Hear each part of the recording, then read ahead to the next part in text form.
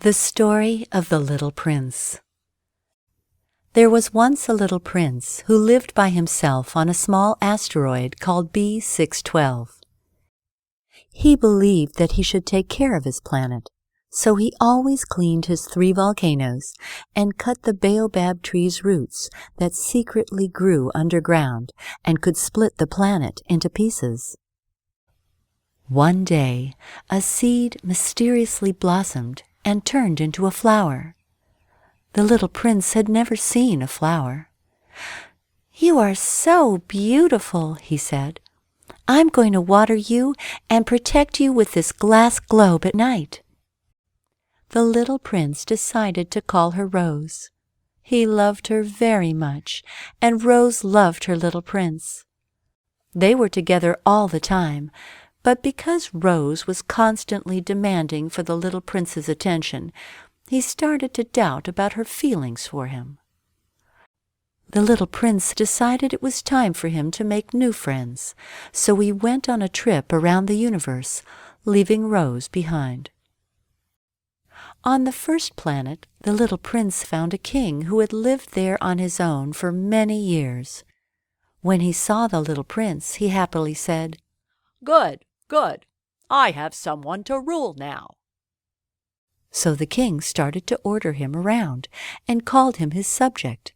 But the little prince was not used to taking orders from anyone. Friends do not give orders anyway. So he decided to leave. The little prince continued his journey, and on the next planet he found a man very well dressed. The vain man said to the little prince, "Oh, now I have someone to admire me." The man dressed in all sorts of clothes and expected the little prince always to tell him how good he looked. But after some time, little prince thought, friendship should not be based only on compliments. So he left. On the next planet, the little prince found an old man with lots of books around him. "What are all those books about?" little prince asked. "I'm a geographer," said the old man. "So I write about the rivers, the mountains, and the deserts. Tell me about your planet so I can write about it." Little Prince started talking about himself, the volcanoes, the baobab trees, and of course about his rose. "How wonderful," said the geographer. "But I can only write about the things that last forever, so I cannot write about you and your rose." The little prince had never thought that he or his rose were not eternal, and he felt sad. The geographer had no interest in him, and friends do, so he left and traveled to a planet called Earth. On Earth, little prince met a fox and asked her, "Can we be friends?" "Only if you tame me," the fox replied. The little prince was intrigued. "What does taming mean?" he asked. "It means to establish ties, to create a bond," the fox said.